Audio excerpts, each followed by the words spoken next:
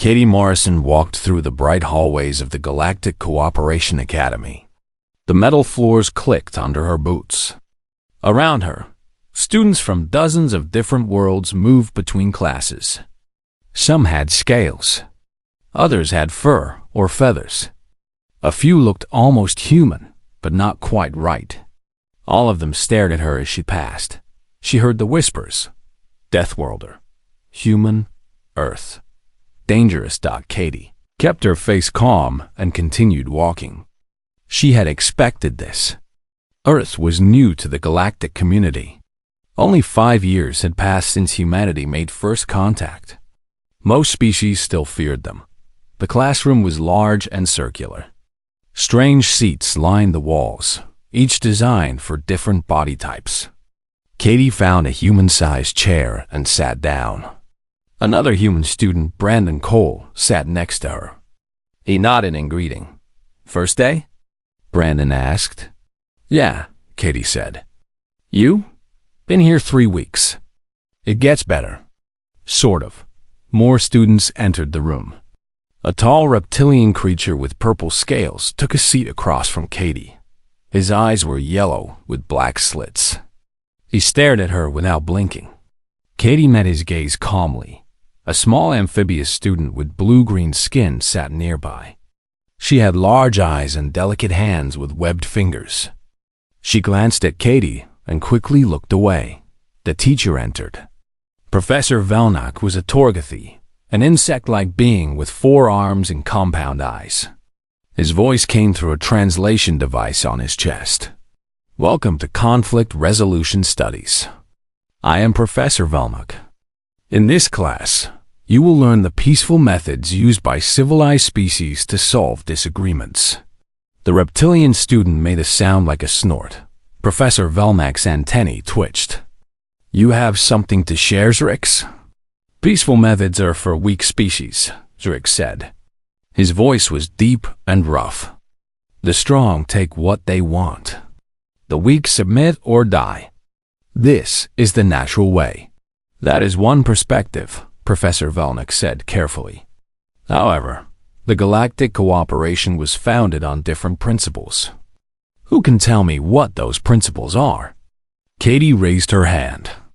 Professor Velnak's eyes focused on her. "Yes, Katie Morrison from Earth? Cooperation benefits everyone more than conflict," Katie said. "When species work together, they all become stronger. War wastes resources that could be used for growth." Several students nodded. Zrix laughed. "Spoken like a primitive species trying to hide its weakness," Zrix said. "Humans only joined the cooperation 5 years ago. Before that, you were fighting each other on your own planet. You barely have faster-than-light travel. You know nothing of real strength." Katie felt Brandon tense beside her. She touched his arm lightly and shook her head. "Not worth it." "Earth had many conflicts," Katie agreed. "That's why we understand the cost of war. We learned that cooperation works better than endless fighting." "You learn nothing," Zrix said. "You are prey pretending to be predators." Professor Velnak tapped his desk with 2 of his hands. "That is enough. We are here to learn from each other, not to insult. Zrix, you will respect your classmates." Zrix leaned back in his seat but kept his eyes on Katie. She could see the challenge in his gaze. He wanted her to be afraid.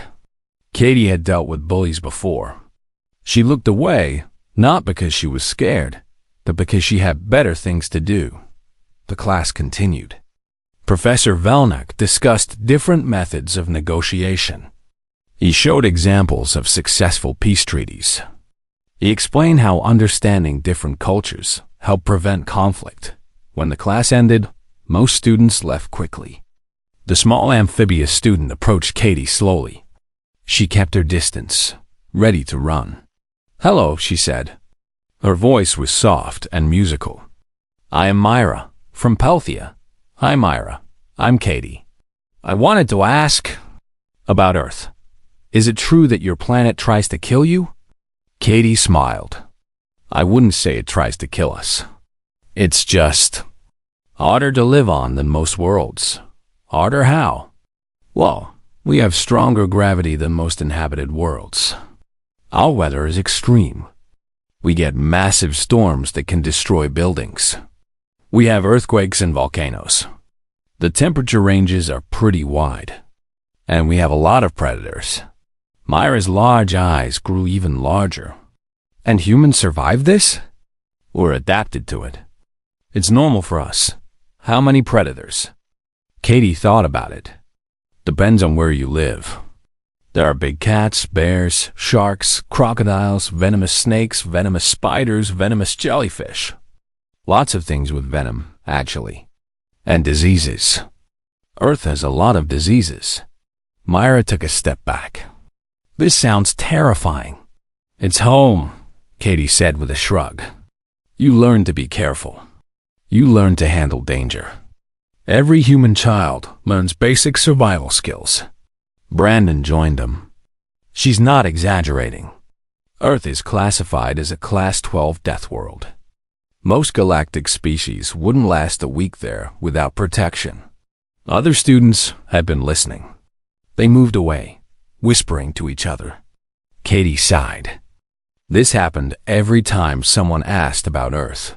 Drix was still in the classroom, watching them. He walked over slowly, each step deliberate. So the Death Worlder admits her planet is savage, Drix said. This explains why humans are violent. You come from violence. We come from a challenging environment, Katie corrected. That doesn't make us violent. It makes us resilient. You fight each other constantly. We used to, Katie admitted. We still have disagreements. But we've spent the last 100 years reducing major conflicts. We're trying to be better. Trying, Drix repeated mockingly. How noble. The primitive species wants to be civilized. Katie felt her patience wearing thin, but she kept her voice level. What's your point, Drix? My point is that Deathworlders don't belong in civilized institutions. You pretend to understand peace, but violence is in your nature. It's in your blood. That's not true, Myra said quietly. Everyone turned to look at her. She shrank back but continued. The Galactic Council approved Earth's membership. They wouldn't do that if humans were truly dangerous. The Council makes mistakes, Drix said. Time will prove me right. These humans will show their true nature eventually. Brandon stood up straighter, anger clear on his face. Katie touched his arm again. Come on, she said. We have another class to get to. As they left, Drix called after them. Run along, Deathworlders. Try not to hurt anyone. In the hallway, Brandon was fuming. I can't believe that guy. Who does he think he is? He's scared, Katie said. Scared? He's twice your size. Size doesn't matter. He's scared because he doesn't understand us. Fear makes people act stupid. You're too calm about this. Katie smiled slightly. Getting angry won't help. Besides, I've dealt with worse than Drix. What do you mean? On Earth, I trained in martial arts for 10 years. My instructor was way scarier than Drix, and he actually knew what he was doing. Brandon laughed despite his frustration. I guess that's true. Still, watch out for him. The Venlathi are known for being aggressive. They respect strength and nothing else. Then maybe he needs to learn there are different kinds of strength, Katie said. They reached their next class. Katie sat down and pulled out her study materials. She tried to focus on the lesson, but she kept thinking about Drix. His attitude was going to cause problems. She could feel a dot after classes ended. Katie went to the communication center. She had a scheduled call with her family back on Earth. Her mother's face appeared on the screen, smiling. How was your first day, sweetie? Interesting, Katie said. Met some nice people. Met one jerk.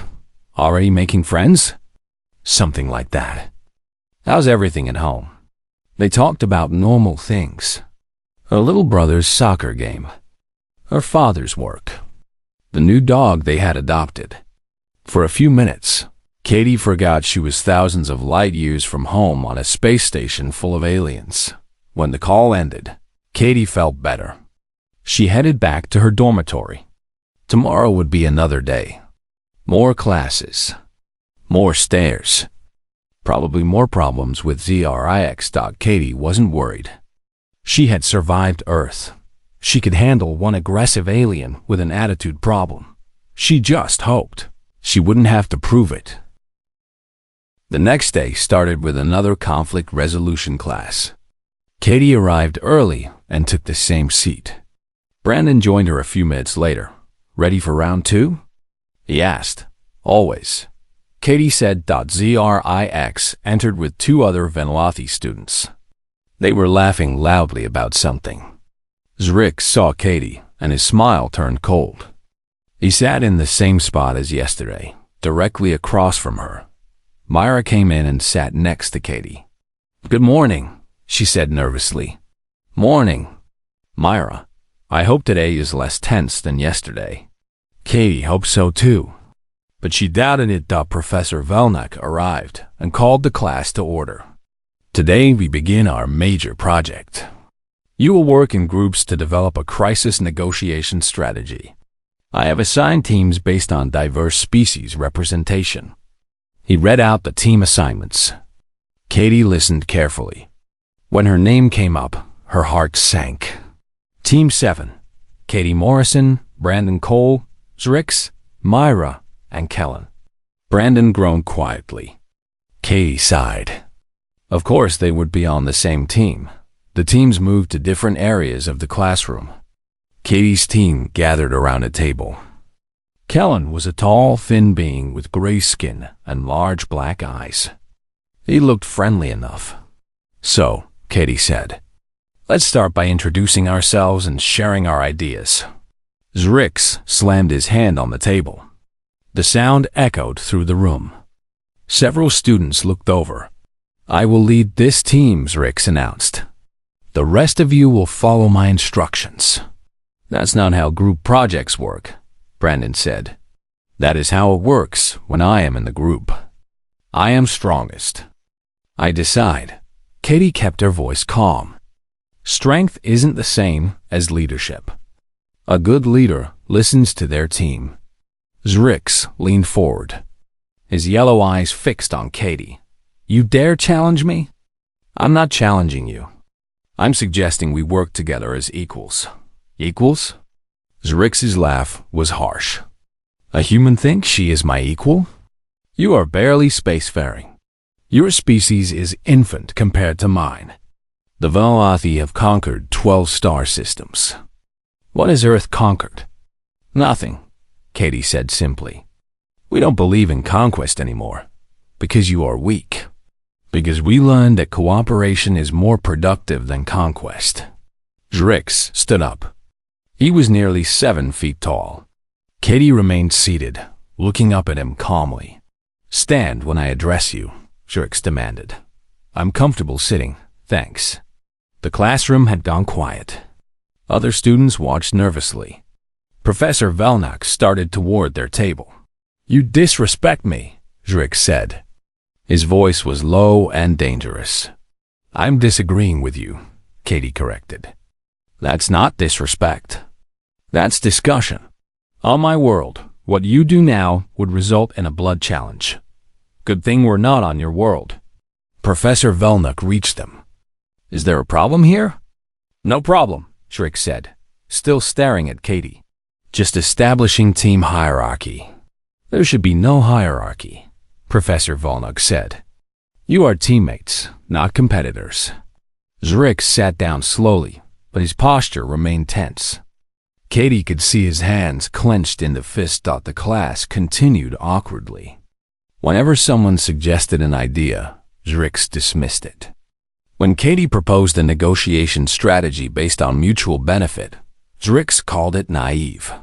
"Real negotiations are about power," Zrix insisted. "The side with more power wins. Everything else is just talk." "Power is part of it," Katie agreed. "But understanding what each side needs is more important. If you only use power, The other side will resent you and look for revenge. Let them try. Power keeps them afraid. Fear breeds hatred. Hatred breeds violence. Violence breeds more violence. It's a cycle that never ends unless someone chooses a different path. And what would you know about violence, little human? Katie's expression didn't change. More than you might think?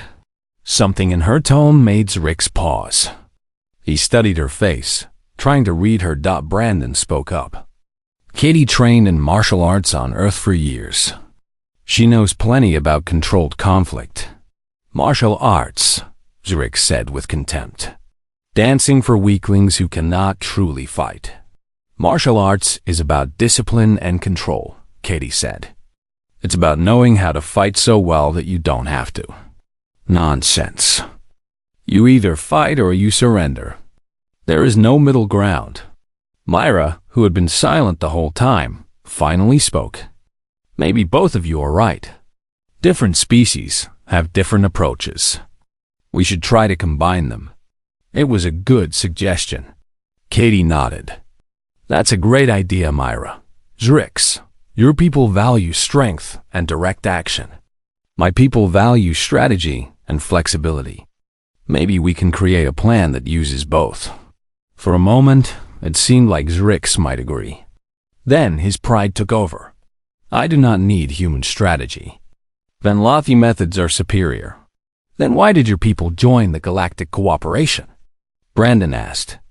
If you're so superior, why not just conquer everyone? Zrix's scales seemed to darken. Watch your words, human. I'm just pointing out that you're here learning diplomacy just like everyone else.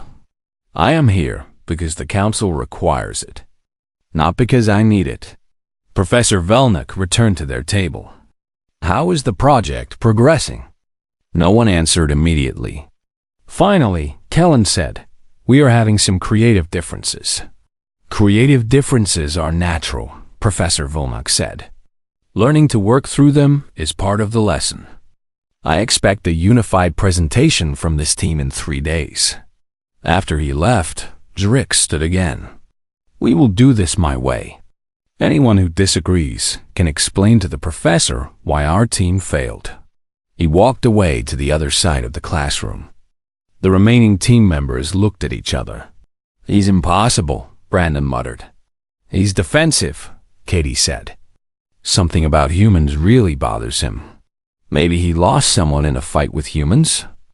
Myra suggested. Katie shook her head. Humans haven't fought the Venlothi. We've barely left our own solar system in any military capacity. This is personal, but it's not about actual experience. Then what? Fear, Katie said. He's afraid of what we represent. Deathworlders, Kellen said quietly. I have heard the stories. Humans from a planet so dangerous that you evolved to be nearly indestructible. We're not indestructible, Katie said. We're just adapted to harsh conditions. But the stories say humans can survive injuries that would kill most species. That you have no natural predators because you killed them all. That you feel no fear. Katie sighed. We feel fear. We just don't let it control us. And we didn't kill all our predators. We learned to coexist with them or avoid them. The point is, Brandon said, those stories make species like Zrix nervous. They're used to being the tough ones. Then humans show up and suddenly, they're not the scariest thing in the galaxy anymore. The class session ended. Students gathered their materials. Katie noticed Zrix standing by the door, watching her. His expression was unreadable. Over the next 2 days, the team tried to work together. Zrix remained hostile. He rejected every suggestion that didn't come from him. The project was going nowhere. On the 3rd day, Professor Velnik assigned them a simulation exercise. Each team had to role-play a crisis negotiation. One member would play the aggressor, another the negotiator. Others would play various roles. Zrix immediately claimed the aggressor role. Katie volunteered as negotiator. The scenario involved a trade dispute that had turned violent. During the exercise, Rix refused to negotiate in good faith. He kept escalating the situation, trying to force Katie to back down. She remained calm, offering compromise after compromise. Nothing worked. "This is pointless," Rix finally said, breaking character. "In a real situation, I would simply take what I want by force and start a war that costs both sides more than the original dispute was worth." Katie responded, "The weak always fear war. The smart avoid unnecessary war." Rix stepped closer. They were standing in the center of the classroom now, other students forming a circle around them. "You speak of strength and wisdom, little human, but you know nothing. You hide behind words because you lack the courage for action." Katie's patience had worn thin. "I have plenty of courage. I also have common sense. Those aren't the same thing. Prove it." "Prove what?" "Your courage. Face me properly, not with your weak words." Professor Velnik moved toward them. "Rix, this is inappropriate." Rix ignored him. He reached into his bag and pulled out a long knife. The blade was curved and sharp, traditional Venlathi design. Students gasped and backed away. "This is a challenge blade," Rix said, holding it up. "In my culture, when one person challenges another, they must answer or be marked as coward." Katie stood perfectly still. She looked at the knife, then at Rix's face, then back at the knife. Her expression didn't change at all. Then she smiled. It wasn't a nervous smile or a scared smile. It was calm and genuine, like she had just seen an old friend. Rix's hand trembled slightly. This wasn't the reaction he expected. Prey ran. Predators attacked or retreated. No one smiled at a drawn blade. "Put the knife down, Rix," Katie said gently. Rix stared at Katie. The knife was still in his hand, pointed in her direction. She was still smiling. "I said put it down," Katie repeated. Her voice was calm, almost friendly. "You do not give me orders," Rix said, but his voice lacked the confidence from before. "I'm not ordering. I'm asking." There's a difference. Professor Velnik had activated an emergency alert. Katie heard it beeping somewhere in the distance. Security would arrive soon. The other students had pressed themselves against the walls, as far from the knife as possible. Even Brandon looked nervous, but Katie just stood there, relaxed and calm. "You should be afraid," Rix said. He took a step toward her. "Should I?" Katie tilted her head slightly. "Why? I have a weapon. I could hurt you. You could try." That made Rix angry again. "You mock me." "I'm not mocking you. I'm being honest. That's a nice knife. Good balance. Decent edge. Traditional design, probably passed down through your family. I respect that." Rix blinked. He hadn't expected her to analyze the blade. "You know weapons?" "I know knives. Been handling them since I was 6 years old." "Impossible. Human children are too weak to handle blades." Katie's smile grew wider. "On Earth, we teach children to use knives young. Camping, cooking, carving wood, self-defense. It's a basic survival skill. You lie." "I don't lie. Check your database about Earth culture. You'll see." Rix hesitated. Katie used that moment to move. She didn't move away. She moved toward him. The movement was so fast and smooth that Rix barely registered it. One moment Katie was 3 feet away. The next moment she was inside his reach, her hand on his wrist. Her other hand rested on his shoulder, casual and gentle. Rix tried to pull back, but Katie's grip was like steel. He was bigger and heavier, but somehow she had complete control of his arm. The knife was still in his hand, but he couldn't move it toward her. "How?" Rix started to say. "Leverage," Katie explained. She sounded like a teacher giving a lesson. "You're holding the knife wrong for close combat. See? Your grip is too tight. Your elbow is too high, and you're too emotional. Emotion makes you predictable. She shifted her position slightly. Zrix felt his balance shift with her. If she wanted to, she could drop him to the floor in a second. He knew it. She knew it. Everyone in the room knew it. On Earth, Katie continued in that same calm voice. We have predators bigger and stronger than you. Bears, lions, sharks. We learn to survive not by being stronger, but by being smarter, by understanding biomechanics, by staying calm when others panic. Release me, Zrix demanded. Will you put the knife down? You cannot make me. I can, Katie said simply. But I don't want to hurt you. So I'm asking nicely. Put the knife down. The classroom door burst open. 3 security officers rushed in, led by a human in a military uniform. Commander Holland took in the scene immediately. What's going on here? Holland demanded that Professor Velnick started to explain, but Katie spoke first. Cultural misunderstanding, sir. Zrix was showing me traditional Venlathi blade work. I was demonstrating Earth martial arts. We got a bit too involved in the demonstration. She released Zrix and stepped back, giving him space. The knife was still in his hand. Everyone watched to see what he would do. Zrix looked at Katie. She had given him an excuse, a way to save face. He could accept it and avoid serious consequences, or he could continue the confrontation and face punishment. Slowly, Zrix lowered the knife. Yes, a demonstration.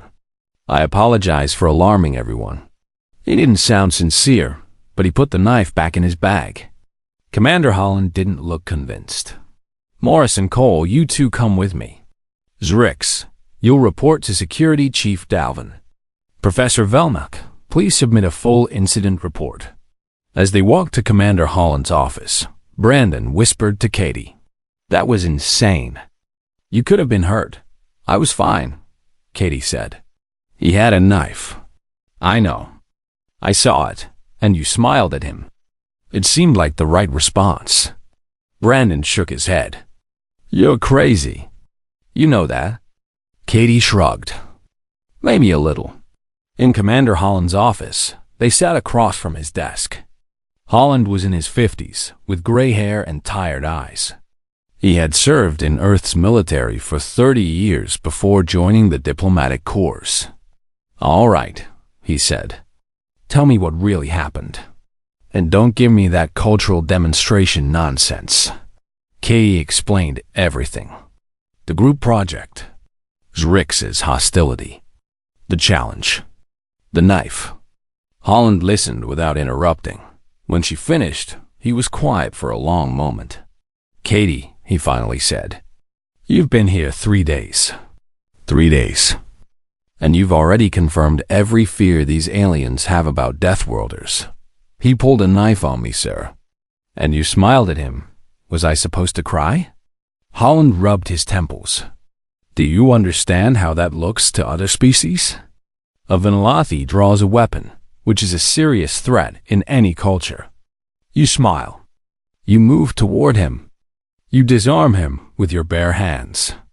What message does that send? That I can handle myself? That humans are dangerous predators who don't fear violence. Katie frowned. I didn't hurt him. I controlled the situation and gave him a way to back down without losing face. I know, Holland said. And honestly, you handled it better than most adults would have. But the other species don't see it that way.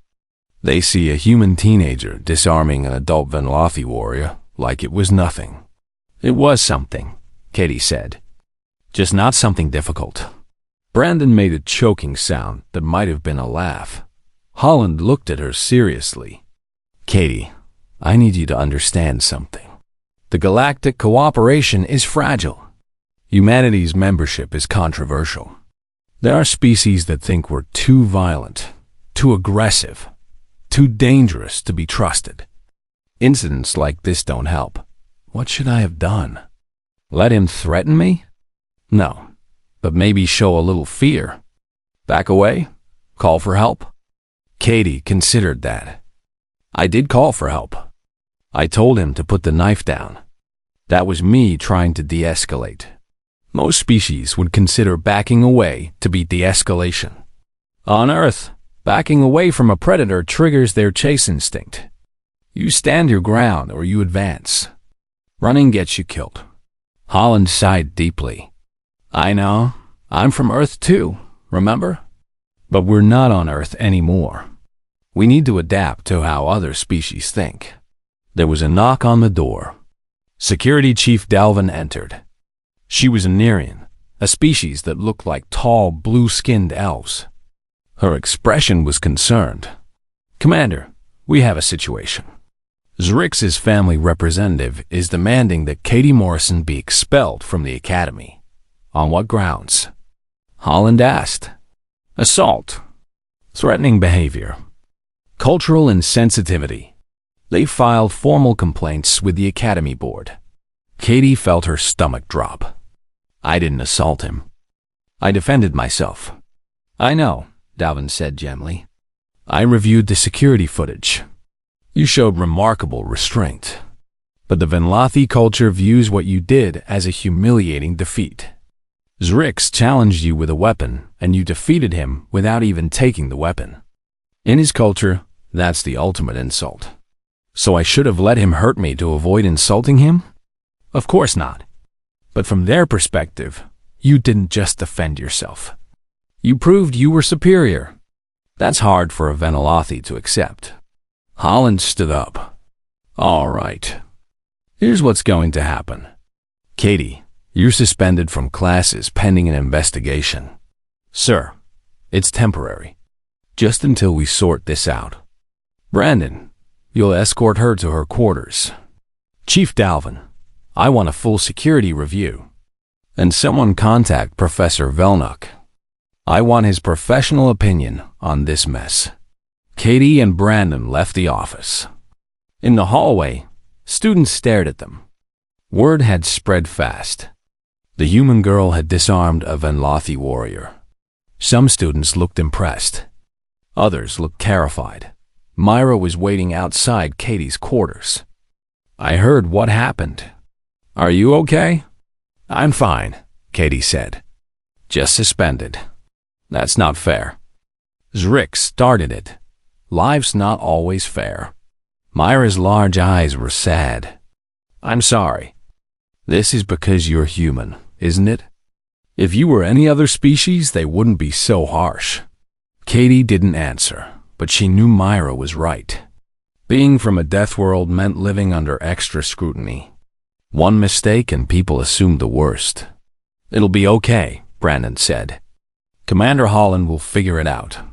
After they left, Katie sat alone in her quarters. She pulled out her personal tablet and recorded a message to her family. She explained what happened, trying to make it sound less serious than it was. Her little brother would probably think it was cool that she disarmed an alien with a knife. Her mom would worry. Her dad would give her advice about diplomacy and restraint. Katie saved the message, but didn't send it yet. She wanted to wait until the situation was resolved. She thought about Zrix. He wasn't really a bad person. He was scared and confused and trying to prove himself. Katie understood that. She had been the new kid before, the outsider trying to find her place. The difference was that Zrix saw her as a threat. And maybe she was. Not because she wanted to be, but because Earth had made her capable of things that other species couldn't do. Katie looked out her window at the stars. Earth was out there somewhere, thousands of light years away. She missed it. She missed gravity that felt right, weather that made sense, food that tasted like home. But she was here for a reason. To prove that humans could work with other species. To show that Deathworlders weren't monsters. To build bridges instead of walls. One angry Venlathi with a knife wasn't going to stop her. The next morning, Katie was called to a formal hearing. She dressed in her academy uniform and tried to calm her nerves. Brandon waited outside her quarters. Ready? He asked. As I'll ever be? They walked to the administration building together. The hearing room was large and formal. A long table sat at the front where 3 Academy board members waited. Commander Holland stood to one side. Security Chief Dalvin was there too. Professor Velnick sat near the back. On the other side of the room, Zrix stood with 2 older Vanlathi. One was clearly his father, with the same purple scales and yellow eyes.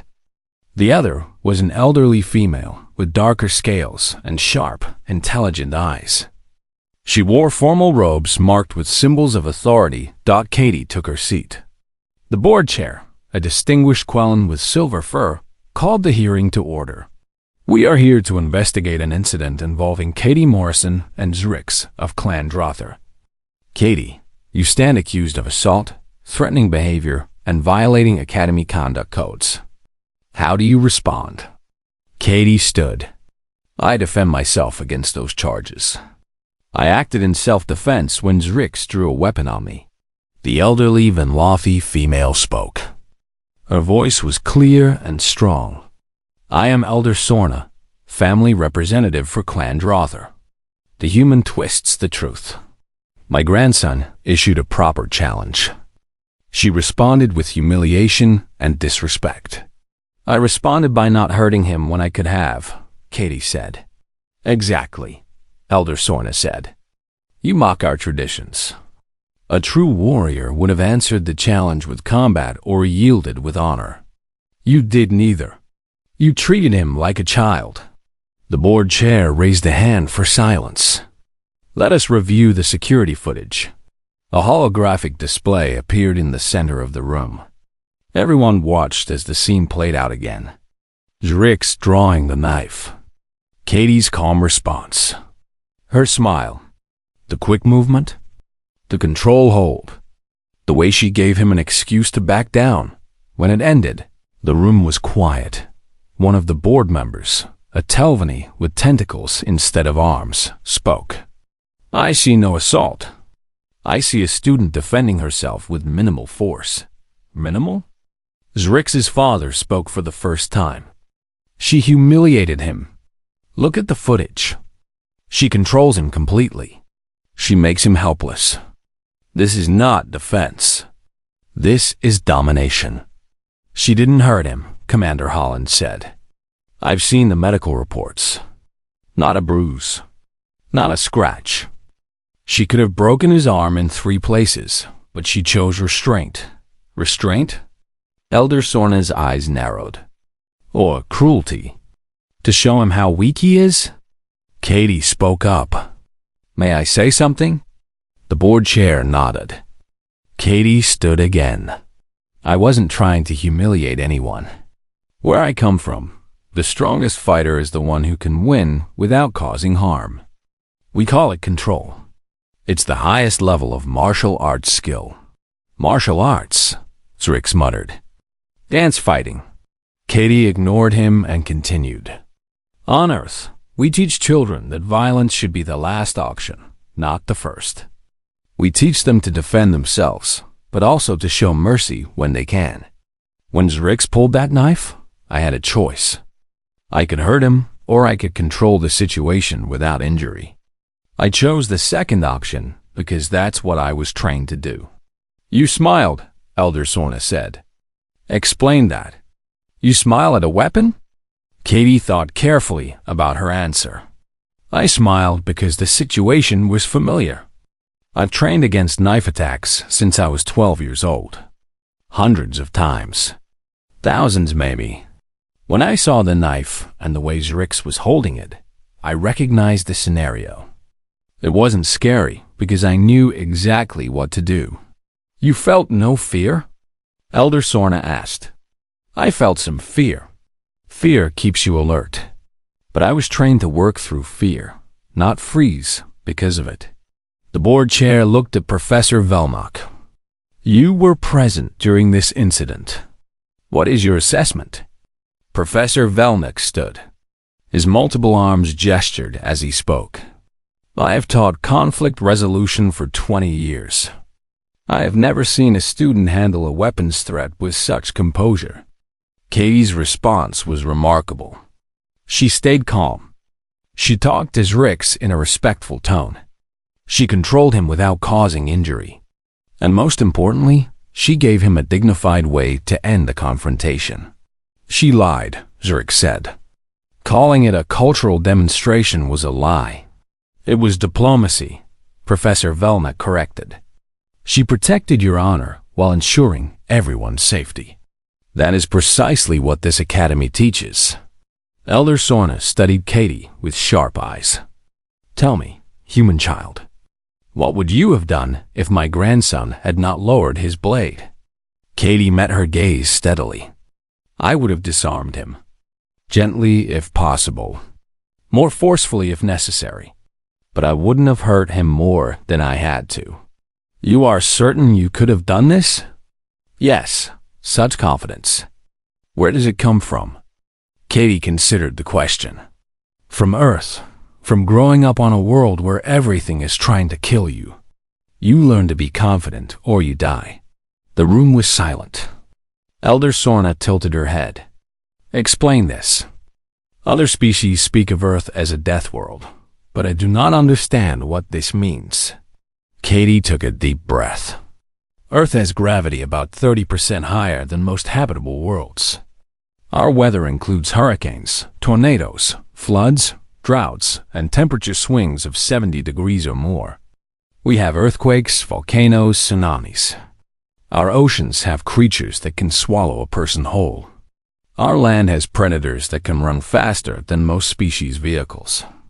We have insects that can kill with a single bite.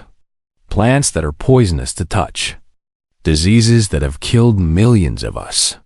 She paused. And we evolved there. We adapted. Human children learn to identify dangerous plants before they learn to read. We learn to swim in case of floods. We learn basic first aid because injuries happen constantly. We learn to stay calm in emergencies because panic gets you killed. Elder Sorna listened intently. And your martial arts? All humans learn this?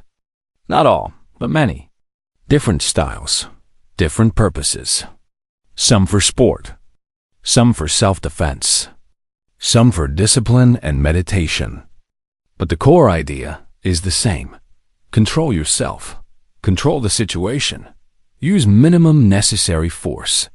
Why minimum force? Why not maximum force to ensure victory? Because unnecessary force creates enemies. If I break someone's arm when I could have just restrained them, they'll hate me forever. They'll want revenge. But if I control them without real injury, maybe we can talk afterwards. Maybe we can become allies instead of enemies. Zrix made a scoffing sound. Elder Sorna silenced him with a look. Your world sounds terrible, Elder Sorna said. Why do humans not leave it? Katie smiled. Because it's home. And because living there made us strong. Not just physically, mentally. We learned that the universe doesn't care about you. Nature doesn't care if you're scared or hurt. So you either adapt or you die. We chose to adapt. Commander Holland spoke up. If I may add something, I've served with humans and other species for decades. I've seen the cultural differences firsthand. What humans consider basic survival skills, other species consider advanced combat training. Our children play on equipment that would be classified as extreme sports equipment on most worlds. We think nothing of it because that's our normal. The board chair looked at the other members. They conferred quietly. Finally, he spoke. We find no grounds for expulsion. Katie Morrison acted in self-defense with admirable restraint. However, we recognize the cultural differences played a role in this incident. We recommend mandatory cultural education sessions for all students, with focus on understanding Deathworld species. Zrix's father started to object, but Elder Sorna raised a hand to stop him. A question for the human, Elder Sorna said. You say you could have hurt my grandson, but chose not to. You say this is strength. In Venlathi culture, choosing not to destroy a defeated enemy is seen as weakness or insult. How do we reconcile these different views? Katie thought about it.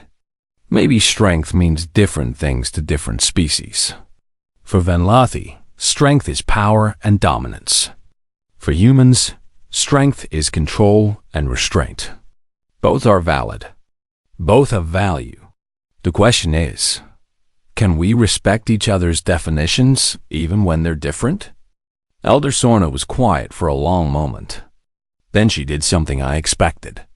She laughed. It was a harsh, rattling sound, but genuine. You are clever, human child. You answer a challenge with philosophy. Very well. I propose a compromise. She looked at the board. My grandson acted foolishly. He drew a weapon in a learning environment. This deserves consequences. But the human also violated our cultural expectations. She should understand our ways better. What do you propose? The board chair asked. Both students will participate in cultural exchange sessions. The human will teach us about Earth combat philosophy. My grandson will teach about Venlathi honor traditions. They will learn from each other. Katie glanced at Zrix. He looked angry and embarrassed. But Elder Sorna's word was clearly law in his family. He wouldn't refuse. I accept, Katie said. Zrx hesitated, then nodded. I accept. The board chair looked pleased. An excellent solution. We will arrange these sessions. Katie Morrison, your suspension is lifted. You may return to classes tomorrow. As everyone filed out, Elder Sorna approached Katie. Up close, she was even more imposing. You have courage, human, and wisdom beyond your years. My grandson could learn from you. He could teach me too, Katie said honestly. I don't understand Venlathi culture well. I'd like to learn. Elder Sorna studied her face. You mean that? Curious. Most species that defeat us in combat gloat. You seek understanding. The cultural exchange sessions began 3 days later. Katie arrived at the training room to find a small audience. Mira was there, along with Brandon and a dozen other students. Even Professor Velmick had come to observe. Zrix stood on one side of the room, looking uncomfortable. Elder Sorna sat in the front row, watching everything with sharp eyes. Commander Holland addressed the group. Today begins a new program at this academy. Students from different worlds will share their cultural traditions, particularly those related to conflict and resolution. Katie Morrison and Zrix will be our first participants. Katie stepped forward. She wore simple training clothes instead of her uniform. I'm going to demonstrate some basic Earth martial arts principles. I want to be clear. This isn't about showing off or proving superiority. It's about sharing knowledge. She gestured to Brandon. I need a partner. Brandon, would you help? Brandon joined her in the center. Katie explained the first principle, awareness. On Earth, the best fight is the one you avoid. We teach people to be aware of their surroundings, to notice potential threats before they become actual threats, to choose safe paths and safe situations. She demonstrated, walking through the room and pointing out exits, potential hazards, positioning. Simple things that Earth humans did automatically, but other species rarely considered. The second principle is de-escalation. If a conflict starts, try to end it with words before it becomes physical. She role-played a scenario with Brandon, a disagreement over territory. She showed how to use calm body language, non-threatening posture, and clear communication to diffuse tension. Some students took notes. Others watched with fascination. The third principle is appropriate response. If you must fight, use only enough force to stop the threat. No more, no less. She had Brandon attack her slowly, demonstrating various control techniques. Joint locks that stopped movement without causing damage. Throws that redirected force instead of meeting it. Pressure points that caused pain without injury. The goal isn't to destroy your opponent. It's to end the conflict safely. If you hurt someone unnecessarily, you create a blood debt. They'll want revenge. Their family will want revenge. Violence breeds more violence. Zrix was watching intently now, despite his apparent reluctance. The final principle is mercy. If you've won, show it by choosing not to finish. Let them yield with dignity. Give them a way to walk away. She demonstrated this by putting Brandon in a submission hold. At this point, I could break his arm. Instead, I release when he taps. He acknowledges defeat. I acknowledge his courage. We both keep our honor. Elder Sorna spoke from her seat. And if your opponent has no honor? If they attack again when you show mercy? Katie released Brandon and faced Elder Sorna. Then you respond appropriately. Mercy doesn't mean being stupid. If someone proves they can't be trusted, you adjust your approach. But you always try mercy first. Why? Because assuming the worst in people usually makes them become the worst. Assuming the best sometimes makes them rise to it. There was quiet discussion among the students. Katie could see them processing this different approach to conflict. Then it was Rix's turn. He stood and addressed the group, his voice formal. Venlothi culture values strength and directness. We believe that honest combat is more honorable than manipulation or deception. He demonstrated traditional Venlothi martial forms. They were aggressive and powerful, focused on overwhelming force and intimidation. When a Venlothi issues a challenge, it is a serious matter. To refuse is to admit inferiority. To accept is to stake your honor. The combat is fierce but follows strict rules. When one fighter yields, the other stops immediately. Katie found this interesting. Venlothi culture wasn't as brutal as she thought. It had its own code of honor. Zrix continued. Venlothi also believe in blood debts. If you harm someone, you owe them. If they harm you, they owe you. These debts must be repaid, or they pass to your children and their children. What if you want to forgive a debt? Myra asked. Forgiveness is possible, but it requires formal ritual. You cannot simply forget. The debt must be acknowledged and formally released. Elder Sorna stood. Perhaps a demonstration would help. Zrix, you have a blood debt to Katie Morrison. Zrix stiffened. Grandmother, you drew a weapon on her. By our law, this creates a debt. She could have harmed you, but chose not to. This increases the debt. How will you repay it? Zrix looked trapped. Katie saw his struggle. In his culture, this was a serious situation. Katie spoke up. May I suggest something? Elder Sorna nodded. In my culture, when someone wrongs you and then teaches you something valuable, that can settle the debt. Zrix taught me about Venlothi honor traditions today. I learned something important. I consider any debt settled. Elder Sorna smiled slightly. Clever human. But Venlothi law is not so simple. Zrix, what do you say? Zrix was quiet for a moment. Then he spoke carefully. I acted out of fear and pride. I was wrong. Katie Morrison showed me mercy when I deserved punishment. She taught me that strength has many forms. I acknowledged my debt and asked how I might repay it. Katie thought about it. Work with me as a real partner. No more hostility. We learn from each other as equals. That is acceptable? To me, yes. Is it acceptable to you? Zrix looked at his grandmother. She nodded permission.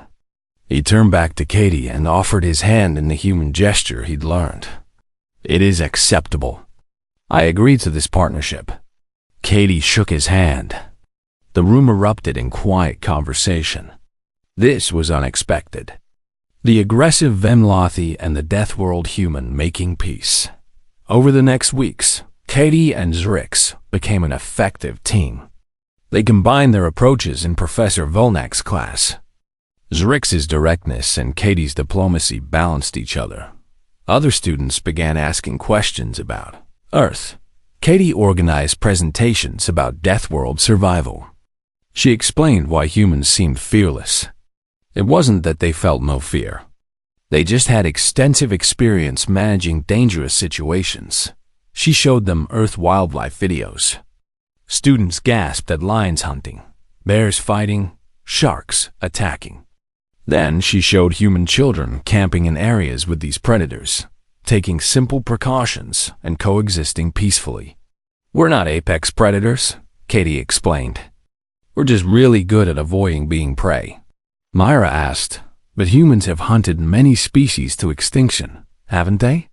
Yes, Katie admitted. We've made terrible mistakes.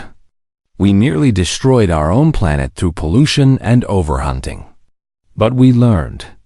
We created conservation programs. We brought species back from the edge. We're still learning to be better. This honesty seemed to help. Other species appreciated that humans acknowledged their flaws. Then came the crisis that would test everything they'd learned. A station malfunction triggered radiation alarms in the lower sections. Automated systems were failing. Someone needed to manually repair the reactor controls. But the radiation levels were lethal. Lethal to most species. Commander Holland gathered the human students. The radiation won't kill you quickly. Earth's background radiation is higher than most worlds. You're more resistant, but it's still dangerous. I need a volunteer. Katie stepped forward immediately. I'll go. Katie, it's still risky. I know. But I'm the smallest, which means I can fit through the access tunnels faster. And I've had radiation safety training back on Earth. Zrix appeared in the doorway. I will go with her. Zrix, your species is even more radiation sensitive than most, Holland said. I know. But Venlothi tradition says a life debt can be repaid by risking your life for the one you owe. Katie saved me from dishonor. I will help save this station. Elder Sorna arrived, having heard the commotion. Grandson, this is foolish. It is honorable, Zrix replied. Elder Sorna looked at Katie. Can you do this task alone? Probably. But having help would make it faster and safer. And you accept his help, knowing it risks his life? Only if he truly chooses to give it. I don't want anyone risking themselves for me. Elder Sorna considered this. Then she nodded to Zrix. Go. Uphold our honor. Katie and Zrix suited up in radiation gear. It would help, but not completely protect them. They had maybe 20 minutes before exposure became seriously dangerous. They entered the access tunnels. Katie led because she could fit through tighter spaces. Zrix followed, carrying tools. They communicated through helmet radios. Why did you volunteer? Zrix asked as they crawled. Because I can help. That's enough reason? You could die. Everyone can die. At least this death would matter. They reached the reactor controls. The damage was worse than expected. Katie assessed the situation quickly. I need to reroute the coolant flow while you replace the control board. Can you do that? Yes, but it will take both of us working together. They moved in sync. Katie's small hands reached areas Zrix couldn't access. Zrix's strength moved heavy components Katie couldn't budge. They worked without wasting time on unnecessary talk. 15 minutes in, the alarms intensified. Radiation levels were spiking. We need to hurry, Katie said calmly. Almost finished. Katie's hands were shaking slightly. Early radiation sickness. She pushed through it. The station held thousands of students. They mattered more than her comfort. Zrix noticed her shaking. Katie, keep working. I'm fine. He did. 2 minutes later, the repairs were complete. They activated the systems. The reactor stabilized. The alarm stopped. We did it, Zrix said. Yeah. Now let's get out of here before we glow in the dark.